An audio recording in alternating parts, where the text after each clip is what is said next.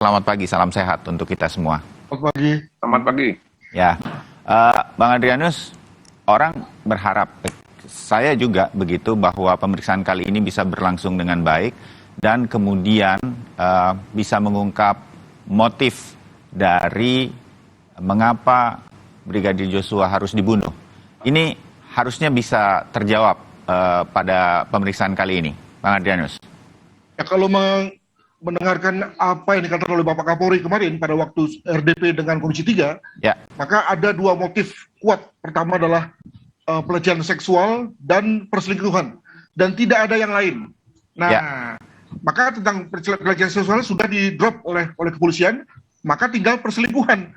Nah, kelihatannya itu yang nanti akan dikejar oleh kepolisian dalam rangka sampai pada kesimpulan mengenai itu yang menjadi motifnya.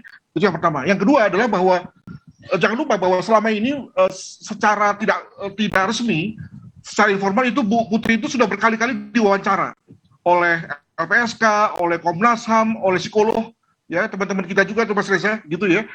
Ada kemungkinan yang bersangkutan sudah belajar, sudah bias dia, ya. Dengan kata lain sudah bisa make up story. Nah, moga-moga dalam satu wawancara yang prosesnya seperti yang akan dihadapi nanti, di mana kalau dia berbohong itu lalu akan ada konsekuensinya. Maka moga-moga dia tidak berbohong, ya, sehingga kemudian lalu harapan dari Pak Kadif Humas akan terjadi, yakni yang bersangkutan segera bisa diberkas dan segera bisa maju ke JPU. Demikian, Mas. Ya, jadi status tersangka Ibu PC itu akan sangat mempengaruhi pemeriksaan hari ini karena apa yang dikatakan sedemikian rupa. Saya membayangkan seperti Brigadir Eliezer lah begitu. Ketika dia menjadi tersangka, kemudian dia menjadi penguak banyak fakta begitu. Ini mungkin saja terjadi pada hari ini terhadap Ibu PC. Begitu, Bang Adrianus? Ya, dalam dunia kejahatan beliau itu disebut sebagai accomplice, ya. Atau dalam dunia hukum itu bahkan saksi mahkota begitu. Ya, alhasil menjadi menentukan.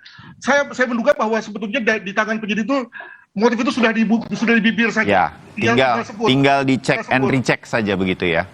Ya, ada konfirmasi dari Ibu Putri mengenai apakah benar atau tidak, itu saja saya kira. Demikian. Oke, terbayang Bang Adrianus, ini yang nanti akan terjadi sebetulnya di Mabes Polri atau oleh Barreskrim atau Tim Sus begitu. Nah, Mas Reza, sejak awal kita membahas ini, Anda bersama Sapa Indonesia Pagi terutama mengatakan bahwa ini ada cara dari Ibu PC untuk tidak bisa diperiksa sedemikian rupa. Ini adalah biasanya orang-orang yang menghadapi kasus hukum biasanya akan mengulur waktu sedemikian rupa. Kita melihat di kasus korupsi dan kali ini dalam kasus pidana seperti ini. Anda bisa jelaskan secara psikologi forensik bahwa kalau ya itu terjadi mengulur waktu, kali ini sudah tidak bisa lagi atau akan ada konsekuensinya, Mas Reza? Saya ingin sampaikan ke Ibu PC, Anda akan bisa bertemu beliau, bahwa beliau ini kena pasal 340 KUHP, yang ancaman maksimalnya adalah hukuman mati. Jadi pertimbangan strategis beliau tidak realistis apabila ditujukan untuk lolos dari jerat hukum. Bebas murni tidak mungkin. Tapi yang paling realistis adalah bagaimana upaya bisa mencapai maksimal hukuman seumur hidup atau hukuman 20 tahun saja. Nah, agar kemudian teman-teman di kepolisian, tanda petik, lebih menaruh rasa iba dan juga majelis hakim nantinya bisa bersimpati terhadap PC apabila duduk di kursi terdakwa, maka pasoklah kepada polisi, pasoklah kepada majelis hakim berbagai macam informasi yang akan bisa dipandang sebagai hal-hal yang meringankan. Sekali lagi dengan target hukuman 20 tahun saja. Apa hal-hal yang meringankan itu? Pertama, mulai dari sekarang banting setir, jangan lagi memainkan skenario malingering alias pura-pura sakit. Tapi jujurlah kepada para penegak hukum, kepada polisi dan hakim, bahwa pura-pura sakit itu tak lain tak bukan adalah misalnya dalam rangka melindungi suami. Walaupun suami bersalah, tapi sebagai seorang istri tetap ada dorongan manusiawi untuk melindungi suaminya. Itu kejujuran pertama. Kejujuran yang kedua yang merupakan puncaknya adalah beberkan setuntas mungkin, seutuh mungkin, sejernih mungkin tentang apa yang gerangan yang terjadi di Duren 3, sekaligus apa motif yang melatar belakangi peristiwa tersebut. Di Magelang, di perjalanan, dan seterusnya. Nah, kalau sikap yang lebih positif ini bisa ditampilkan, maka pantas bagi PC untuk punya ekspektasi hukumannya tidak lagi hukuman mati dan juga bukan hukuman seumur hidup, tapi hukuman 20 tahun. Toh nanti juga dengan hukuman 20 tahun, mudah-mudahan masih bisa mengasuh anak kembali dan seterusnya. Terbayang. Mas Reza, kalau melihat bahwa mungkin kita baru melihat satu kali begitu ya, Ibu PC ketika akan menjenguk FS di Mako Brimob waktu itu, hanya itu penampilannya dan kemudian muncul ketika itu dan menyampaikan sesuatu kepada publik melalui media. Anda melihat bahwa saya bukan psikolog begitu, tapi itu memang mengalami tekanan dan segala sesuatu yang kemudian membuat dia tidak bisa diperiksa. Berbagai institusi kan sempat memeriksa, tidak hanya kepolisian begitu. LPSK mungkin beberapa kali sudah mencoba bertemu seperti Bang Adrianus katakan. Apakah itu adalah ciri orang yang memang mengalami tekanan begitu, sehingga kemudian sulit untuk menyampaikan sesuatu keterangan mengenai peristiwa ini, menurut Anda, Mas Reza? Urutan berpikirnya adalah pertama, dipastikan terlebih dahulu yang bersangkutan ini betul-betul mengalami guncangan jiwa atau tidak, mengalami stres akut atau tidak, mengalami trauma atau tidak, atau istilah-istilah lainnya. Kalau kemudian jawabannya adalah iya, bahwa yang bersangkutan mengalami trauma atau sejenisnya, maka pertanyaan kedua adalah, apa gerangan yang menyebabkan trauma itu?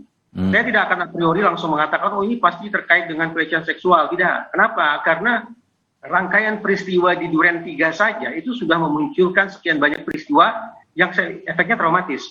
Ya. Ada penembakan di depan mata, barangkali juga ada tindakan pemukulan atau penganiayaan sebelum dilakukan penembakan.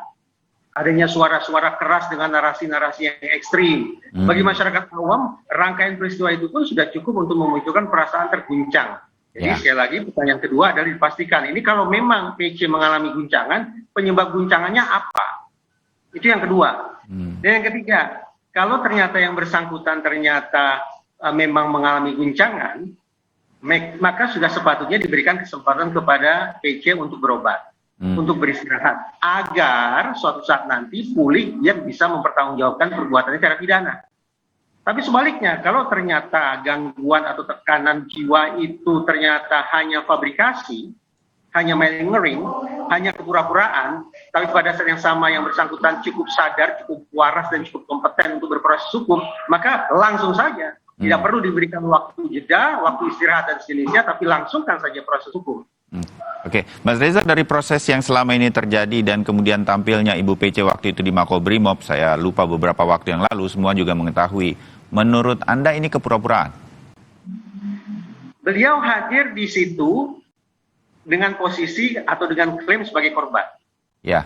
Tapi kemunculan dan perkataan beliau sungguh-sungguh bertolak belakang dengan mindset sebagai korban. Apa pasal? Begini, yuk kita buka Undang-Undang Tindak Pidana Kekerasan Seksual. Di dalam undang-undang itu ada sekian pasal yang bunyinya bahwa identitas korban wajib dirahasiakan. Jadi kalau beliau korban, kalau para pendampingnya, penasihat hukumkah, dokterkah, psikologkah, psikiaterkah betul-betul memandang PC sebagai korban, maka mereka tahu pasti bahwa identitas PC harus dirahasiakan. Tapi alih-alih dirahasiakan, PC justru ditampilkan di depan publik. Dan silakan kita kembali. Perkataan awal yang disampaikan oleh PC adalah memperkenalkan dirinya. Dia sebut namanya. Secara tidak langsung, PC ingin mengatakan bahwa saya tidak punya mindset sebagai korban. Karena saya memperkenalkan diri. Kenapa saya tidak punya mindset sebagai korban? Ya karena yang bersangkutan bukan korban. Itu pertama. Yang kedua, ayo kita cek hasil studi sekian banyak riset tentang korban-korban kekerasan seksual. Semuanya umumlah kita bisa pahami. Mengalami tekanan, mengalami guncangan hebat seperti yang tadi saya paparkan.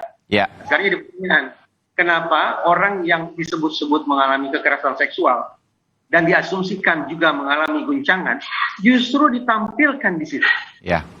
Ini secara tidak langsung, lagi-lagi PC maupun orang-orang yang berada di sekelilingnya sesungguhnya tidak memiliki mindset bahwa PC adalah seorang korban. Kenapa tidak punya mindset sebagai korban? Ya karena yang bersangkutan bukan korban. Jadi kemunculan dengan mengharapkan belas iba, dengan kesan bahwa yang bersangkutan tidak dalam kondisi prima, tetap saya pandang sebagai kemungkinan yang bersangkutan sedang mempraktikkan pura-pura sakit atau malingering. Pada aspek itulah menurut saya semestinya teman-teman di kepolisian tegas saja Ya. Kalau ini melingering, lanjutkan saja proses hukumnya. Ya, dari sisi itu Anda kemudian mengatakan ada kemungkinan ini kepura-puraan tadi begitu. Saya beralih ke Bang Martin. Bang Martin, kalau berkaitan dengan Ferdy Sambo kemarin, pihak keluarga sudah menyampaikan apa yang mereka harapkan dari peristiwa terbunuhnya mendiang Joshua begitu terhadap Ferdy Sambo. Pihak keluarga juga menyampaikan kepada tim kuasa hukum apa yang diinginkan terhadap pemeriksaan hari ini menjadi harapan terhadap Ibu PC. Bang Martin. Ya, terima kasih Mas Bayu. Yang pertama tadi saya setuju bahwa memang dalam pemberkasan ya, saksi mahkota yang juga seorang tersangka ini ya, dan juga masih memiliki hubungan suami istri dengan tersangka lainnya. Ya.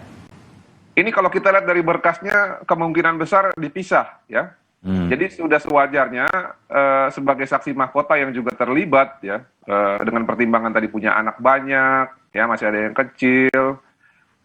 Sudah seharusnya mengambil sikap stop mendengarkan nasihat-nasihat yang dapat menyesatkan dan juga memberatkan yang bersangkutan di pengadilan ya. Kenapa saya bilang begitu? Tadi Pak Reza mengatakan bahwa pertimbangan ataupun sikap dari kepolisian, kejaksaan dan majelis hakim itu menentukan. Tapi ada lagi satu sebenarnya yang kurang. Pertimbangan ataupun simpatik dari keluarga korban itu juga menentukan ringan atau besarnya vonis nanti pada saat persidangan. Jadi stop dengarkan hal-hal yang buruk yang memberatkan Anda, Bu PC, dan yang lebih penting lagi badan ini mungkin akan dihukum, tapi jiwa kita juga nanti akan dimintakan pertanggungjawaban oleh Yang Maha Kuasa di atas. Jadi jujurlah, jangan dengarkan nasihat-nasihat hukum yang buruk, karena saya yakin Bu PC pasti akan menyampaikan yang sebenarnya. Ini seperti siapa? Kuat Maruf ya. Saya lihat ini kalau dari tatapan matanya, orang ini licik sekali tatapan matanya. Saya curiga, memang awal mula informasi yang tidak benar itu berasal dari beliau. Apalagi jika dikaitkan dengan adanya survei dari indikator politik itu ya, yang mengatakan 85% responden di Indonesia tidak percaya ada kekerasan seksual ataupun tindakan cabul. Nah, Bu PC ini sangat penting kesaksiannya untuk meluruskan ya, bahwa memang hal tersebut tidak ada. Jadi jangan diada-adain lagi. Sudah di Duren 3 ternyata adalah rekayasa, sekarang mau ditarik lagi ke Magelang. Jadi Bu PC, tolong sikap Anda menentukan bagaimana simpati keluarga nanti di persidangan. Mengenai putusan, saya pikir biarlah nanti hakim yang memutus dengan didasari oleh pertimbangan-pertimbangan pada fakta persidangan. Begitu Mas Bayu. Ya, jadi pihak keluarga tidak lain hanya mengharapkan kejujuran supaya apa yang sebenarnya terjadi, terutama motif dari terbunuhnya mendiang Joshua ini bisa diungkapkan. Hari ini diharapkan. Mengenai motif kekerasan seksual saya kira itu selesai lah. Nah, mengenai perselingkuhan ini juga harus diperjelas siapa yang selingkuh. Jangan-jangan yang selingkuh bapak dengan si cantik itu, ya sehingga memicu adanya keributan ya yang akhirnya menewaskan Joshua. Nah. Ini perlu dijelaskan juga biar publik itu jangan salah kemudian menganggap perselingkuhannya siapa dengan siapa. Oke. Ya, ini yang mungkin harus dijelaskan dan kita tunggu hasil pemeriksaannya. Tapi kita punya keyakinan bahwa dengan hadirnya Ibu PC hari ini, motif ini bisa jadi akan terungkap seterang benderang yang kita harapkan selama ini. Kita sambung setelah ini, bagaimana kemudian, saya ingin tahu begitu, terutama dari Anda semua bertiga, apa yang mungkin membuat kita lebih optimis lagi dari pemeriksaan hari ini bahwa motif ini akan membuat kasus ini sudah lebih terang benderang dan kita ketahui secara bersama apa yang menyebabkan mendiang Joshua kemudian harus dibunuh. Tetap bersama kami di Sapa Indonesia Pagi.